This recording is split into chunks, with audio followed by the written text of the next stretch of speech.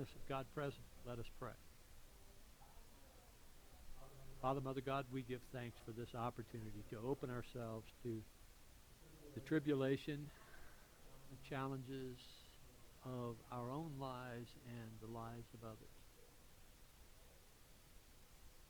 As we rest in the awareness that we each are on the spiritual journey, that we each have our own significant things going on in our lives. We open our hearts. We embrace each and every fellow traveler on the path.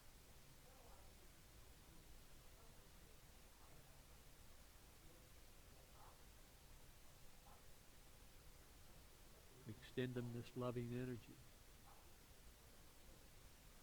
This loving energy that is moving through each of us. Embracing all of us.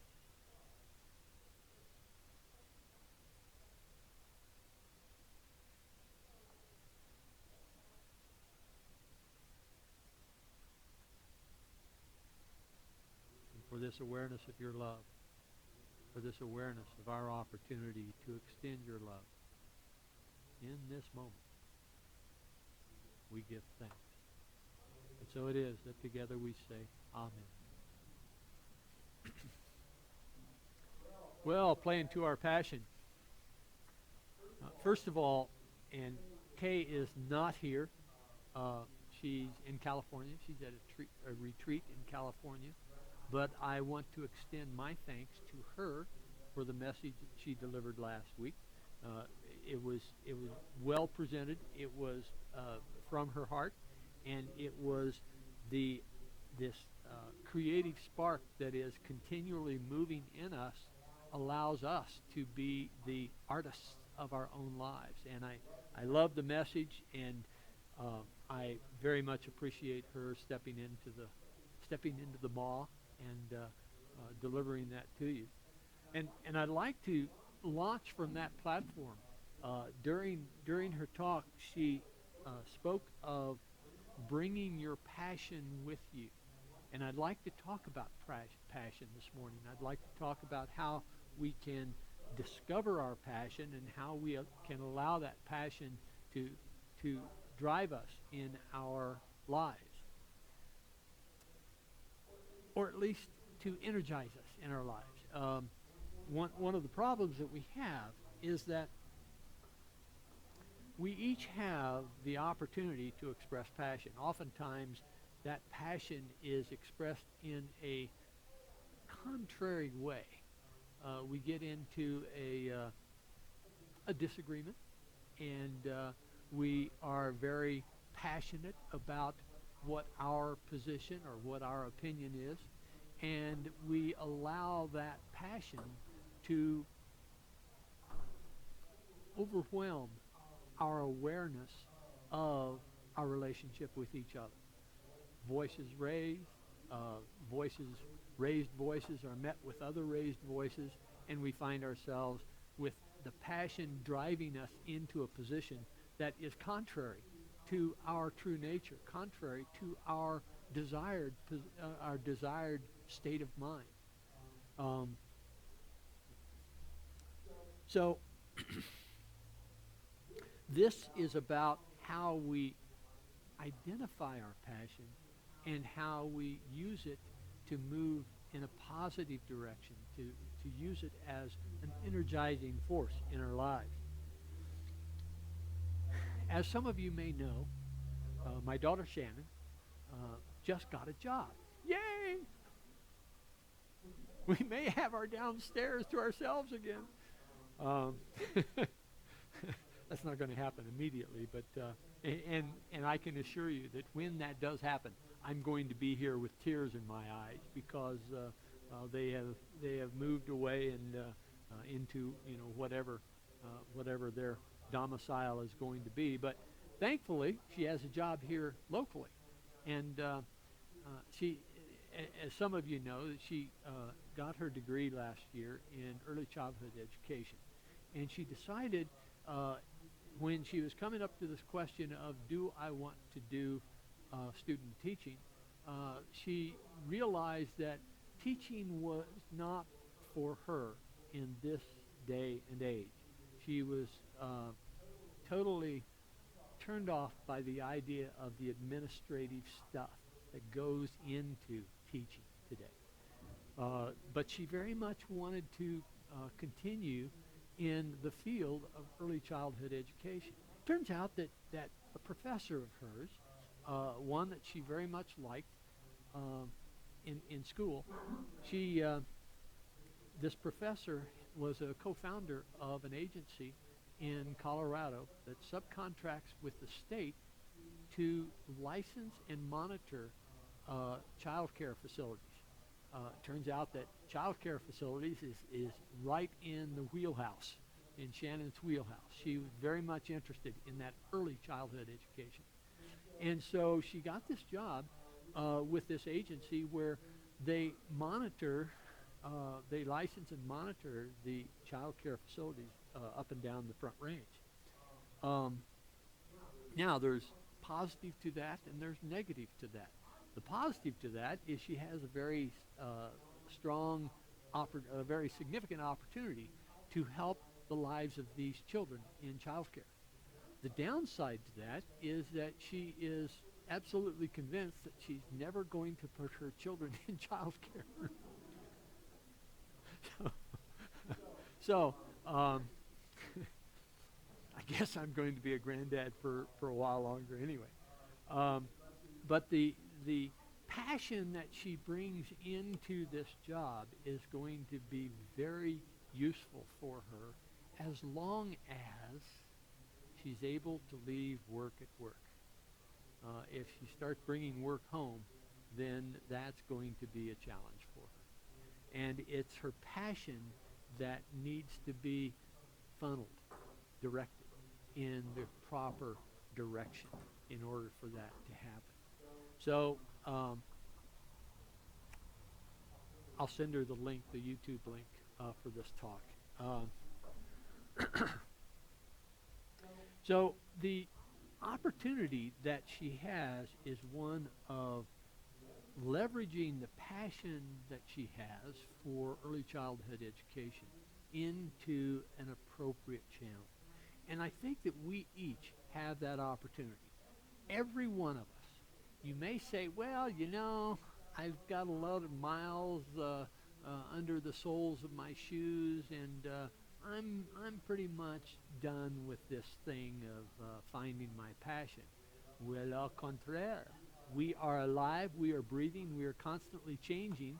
Our bodies are constantly changing, right? We are constantly changing. And our minds are also fertile. Our minds are adaptable. Our minds are vital and can change as well. And so this process that we are going through in this aging process is one where it is important for each of us to maintain our striving towards our passion and fulfillment of our passion. It is not time to give up until you realize that, oh, that was my last breath. And at that point, let go. But in the meantime, finding and expressing our passion is absolutely vital to our resilience and to our longevity. If we are with passion, if we are driven for the achievement of something that speaks to our hearts, then we are going to be energized and we are going to be fulfilling our life purpose, to be the expression of that heart-centeredness. Well, Shannon finding this job, searching for this job, finding this job, reminded me of my early days when I got out of school. Actually, it was before I got out of school. I had this vision that I wanted to work for IBM. Now, it's not because I had a passion for computers. Turns out when I got into sales with IBM, that was with unit record gear, and that was not very glamorous. How many of you have worked with unit record gear? Key punch, sorters, collators. Yeah. Okay, so we have a few people with some experience here in data processing. All right, so um, that was that was that was where I was assigned, was selling unit record gear. Yeah, okay. So what was it that I was excited about? I was excited about working for IBM because my brother worked for IBM. Okay, I had a brother 10 years older than I, and he was in sales with IBM, and I thought that that was just one of the most glamorous things. You know, you could go out and play golf with clients in the afternoon, and what a wonderful thing that would be. It was, I was excited about going to work for IBM. In fact, I started to work for IBM when I was in school. I was working at the data center down 8th and Grant as a machine operator and as a customer assistance person as they were coming in testing their programs on the equipment prior to the installation. So I was excited about working for IBM. I wasn't passionate about it. Have you ever had that experience where you're excited about something, but you realize after the fact that you really didn't have your heart in it? It was more that you had your mind in it, you had your brain in it. When I finished school, I went to work in sales, which was, that should have been, wow, this is great. And that was the feeling I had, but again, it was excitement rather than passion. It wasn't coming from here, it was coming from here. And so over the course of I don't know, half a dozen jobs, most of which I was fired from because, I just couldn't get with the program, as it were. You may have recognized that I tend to not get with the program. So I have had a great experience in the data processing field with a number of different companies, but I didn't have passion about it. I didn't have passion about it until I got into ministry. And I won't go into that story. Many of you have heard that before, but I realized when I got into ministry that this is something different. This is something that is that is coming from my heart. It's not coming from my brain. It's not coming from any other chakra in my system. It's coming from my heart chakra. And that passion is one that it's interesting. The passion is neither good nor bad. The passion is as it is. How we use that passion is really the interesting opportunity that we have. In the Bhagavad Gita, Eknathaswaran offers this commentary. And he's talking about the three traits of the realm of the material and the mental. And he talks about, he said, no single English word can be given to translate the words sattva, rajas, and tamas. The gunas, the three traits of the realms of the material and the mind. The quality of sattva combines goodness, purity, light, harmony, balance. In terms of spiritual evolution, sattva is the highest level. So as we look at this question of growing in our spiritual evolution, that this realm of sattva, this trait of sattva, this guna of sattva, is really the ultimate.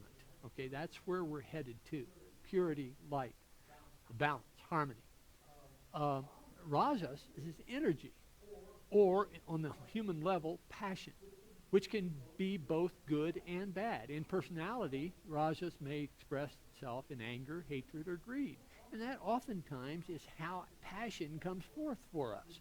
We get involved in this conflict, and we try to achieve our objective in this conflict by bringing more passion into it, more energy into it.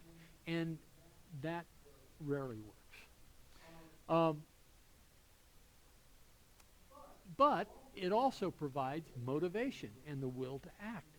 And that passion directed for the will to act to the fulfillment of your objectives, that is powerful. Rajas is ambitious, which is not altogether a bad thing for the evolution of the soul. Rajas, though, is definitely superior to the third guna, tamas, which combines inertia, sloth, darkness, ignorance, insensitivity.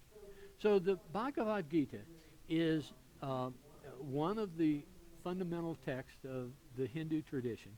And in the Bhagavad Gita, the description of the realm of personality is encompassed with these three levels: sattva, rajas, and tamas. So, passion, the energy of rajas, is neither good nor bad. And the important thing for us to recognize is that passion can be very powerful. It can be a very energizing force. And it can also be it can be a rocket engine that sends us off the track of our spiritual evolution. Not that we are ever out of our spiritual evolution, because even out there, even in the outside, in the darkness, we still have the opportunity to learn and to evolve spiritually. We just have to bring that passion back and direct us on the path of growth. So, in your own life, you have the opportunity for passion to be directed in a very powerful, evolutionary way. And that opportunity is one that it's important for us to recognize when that passion energy is arising and determine what flavor that passion is. Is that a negative flavor or is that a positive flavor? Is that going to propel us along our spiritual path, or is it going to distract us for a time and take us into the darkness, take us into the destructive relationships, take us into the areas where we look back on it and we say, well, that was interesting. So, how many of you have heard of Mark Nepo? I've used Mark Nepo in the past. He has this book, the Book of Awakening, which is a short reading for each day of the year. And in the Book of Awakening, Mark offers us this, the lesson of the birds. There is a deep and humbling lesson in the way of birds. Their wings grow and stretch and span patches of air, first tentatively and then with confidence. They lift, they pump, they glide, they land. It seems, for birds, it is the act of flying that is the goal. True, they migrate and seek out food, but when flying, there is a sense that being aloft is their true destination. Think about your passion that has been directed in a positive way. Think about that experience. Feel how that experience of passion directed in a positive way is like the bird on the wing, where they are in the glide, they're in the turn, they're in the dive, they're in the climb, and the feeling of flying is the objective, where the feeling of that positive passion is the objective. Unlike birds, we confuse our time on earth again and again with obsessions of where we are going, often to the point that we frustrate and stall our human ability to fly. We frequently tame and hush our need to love, to learn, to know the truth of spirit, until we can be assured that our efforts will take us somewhere. Isn't that interesting that we have this experience? I'm thinking of Jonathan Livingston Seagull. How many of you have read that book? It's a great book, and in it, Jonathan Livingston Seagull is about flying. You know, that's where his passion is. And isn't it interesting that we too often focus on the destination instead of the experience of getting to the destination? We frequently tame and hush our need to love, to learn, to know the truth of spirit until we can be assured that our efforts will take us somewhere. All these conditions and hesitations and yes buts and what ifs turn the human journey upside down, never letting the heart, wing that it is, truly unfold. Our passion is the energy for our wings to truly unfold, for our wingspan to reach its maximum, to allow the lift of our hearts to take us into the stratosphere, to give us new perspectives, to give us a feeling of wonder and awe at this life experience. Passion allows us to do that if we are conscious of how we direct it. And being the director of our passion is really, we are the captains of our soul. And how we choose to use our passion is really going to determine whether or not we are in awe or we are in rage. Which would you prefer?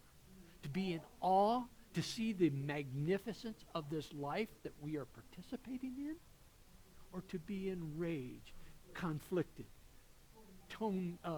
curled into ourselves, with a perspective perhaps of our feet. It's up to us. We have this opportunity. And so if we are wanting to find that passion, I've actually lifted almost directly from the work of Karina Gordon Barnes. And she offers us these 6 steps to finding our passion. We may look at our lives and we may say, well, that's all well and good for someone Shannon's age who's out there, in the job market. But I've done that, been there. Passion is an energy that we can use throughout our lives. Start with the right perspective. She offers that when you go into a restaurant, let's say that you're not fond of Greek food, but you are invited by a friend to go down to a Greek restaurant. I know that I impose the Mexican food on many of my lunch mates, but let's say that you're not really a big fan of Greek food, but it's your friend's birthday, and that's where the friend wants to go. So you go to the restaurant and you sit down. The wait person hands you a menu, and you open it up with the attitude, man, feta cheese. It's going to have feta cheese on everything. I can't stand feta cheese. And this menu, I love this friend. I'm wishing her a happy birthday, but God, Greek? Okay, so start with the right perspective. Allow yourself to recognize that there is an opportunity for enjoyment in each and every moment, regardless of the theme of the restaurant. In this Greek restaurant, you may, in fact, with an open heart, find a menu item that sings to you. Maybe it's a salad. Maybe it's, maybe, I don't know. I'm a fan of Greek food myself. That's why I raised the question. But start with the right perspective. With the right perspective, you will have the opportunity to look upon your experience that is unfolding before you and be open to the opportunities that are there. Allow that to happen. Get out your passion detector. So starting with the right perspective, and then find out what it is in your life. What peak experiences have you had? What are the things that you look back on and you say, wow, that was really fun, or that was really interesting, or that was just so fulfilling. Look for those experiences, those peak experiences in your life. And it may be that you were climbing a cliff on the Nepali coastline, and that was a peak experience for you. Well, it's not the coastline of Nepali, which certainly is beautiful, and it's not necessarily the climbing, but rather it might be something about that experience. Being out in the open, looking down on this beautiful scenery, whatever. Maybe it was just companionship, the friend that you were climbing with. Whatever it was, but look at those peak experiences and break it down into the components and say, okay, that was fun, I enjoyed all of those aspects of that experience.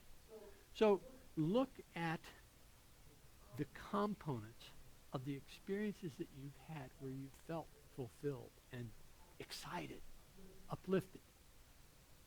Then look for the umbrella.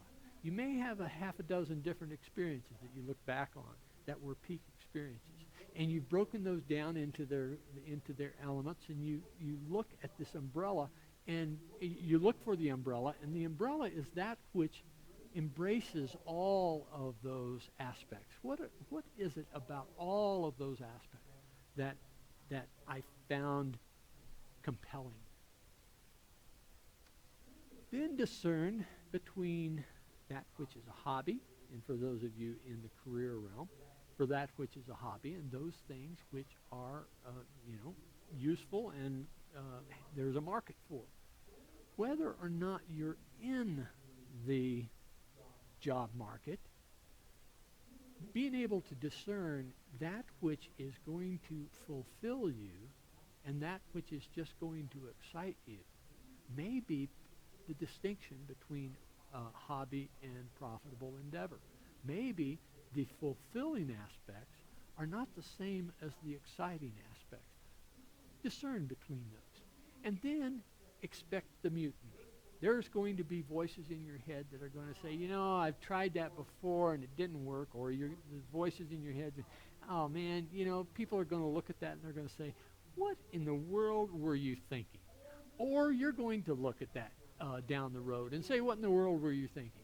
Expect that there are going to be voices in your head that are going to try to convince you that the passion that you are identifying is not useful or is not practical or is not something that can be expressed without, you're being ostracized or whatever. Look for the voices in your head, knowing that the voices in your head are really the ego that is trying to keep you from that realization of the breath of God that is flowing through you.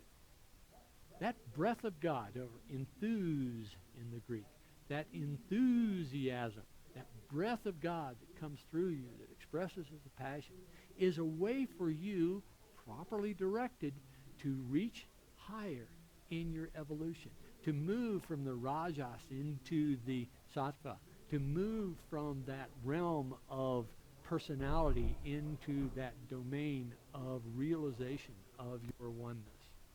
And then find the limits of your bravery. How many of you remember Indiana Jones and the Last Crusade, where Indiana Jones' father, Sean Connery, had been shot by one of the Nazi sympathizers, or maybe that one was a Nazi, but his father was shot, and Indiana Jones had to do something that was across the chasm. Remember that? Remember that scene where he runs down through the tunnel and he comes to the precipice, and on the other side of the precipice there is a hole in the wall that obviously, how is he going to get from here to there with this void below him? Well, there is this idea that, as Karina Gordon Barnes expressed it, that when I commit myself, the universe will provide a safety net for me. And so Indiana Jones, out of faith, stepped forward into the abyss, because that was the only way that his father was going to be saved. That across the chasm was the secret of his father's survival. And he steps forward, and lo and behold, he doesn't fall. He finds that there is indeed an invisible bridge spanning the chasm between this wall and that wall. The universe is like that. The universe is like that. It presents us with opportunities to realize that we have an opportunity to express our faith in our purpose. That passion is driving us, and there is a bridge that will come before us if we are using our passion, directing it in the positive, evolutionary way. That's the way it is. You can test that out. Maybe some of you have had that experience. I know I've had that experience. Maybe some of you have had that experience where you just don't see how it's going to happen, but you take the step anyway. And lo and behold, there you are. Supported, lifted, transported into that new experience. That is how we can use our passion, how we can express our passion, how we can live a passionate life. Identify your passion and direct your passion. Direct your passion to the evolution, not just of yourself, because we are not sole occupiers of this planet. We are each a part of an interconnected web. Each of us, in our expression of our passion, plucks that web, and that vibration is felt throughout. Be the captain of your soul. Find your passion and direct your passion. And the universe will lift a supporting hand for your accomplishment. We'll have our meditation. As we come in, breathe into this moment. As we allow this moment to unfold before us. Feeling this love of God moving through us. Flowing into this moment. Unimpeded. Unconditionally. Allowing this love of God to be our expression in this moment.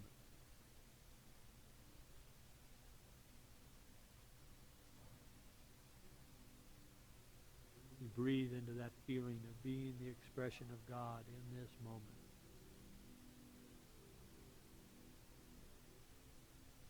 We allow ourselves to identify intimately with that expression of God. We see ourselves as the expression of God. We see ourselves in this moment as the radiance of God. How does that feel?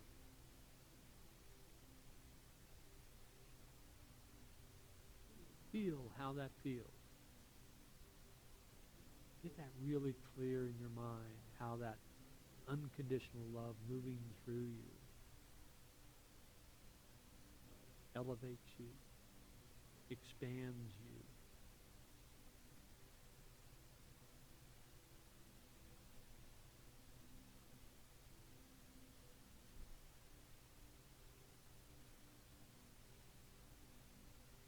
Realize that love, that unconditional love moving from God through you into this moment is the propellant of your rightly directed passion.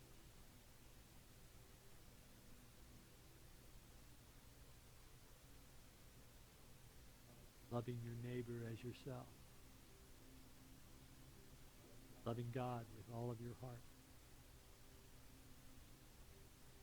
Being the expression of God here, now.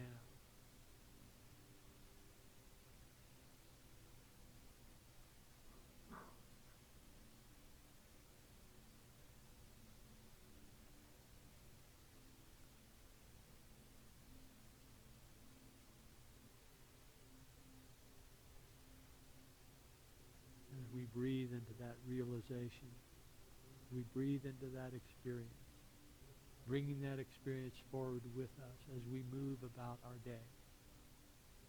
We give thanks. And as we come back into this time and space, let us come back sharing the words of the Lord's Prayer.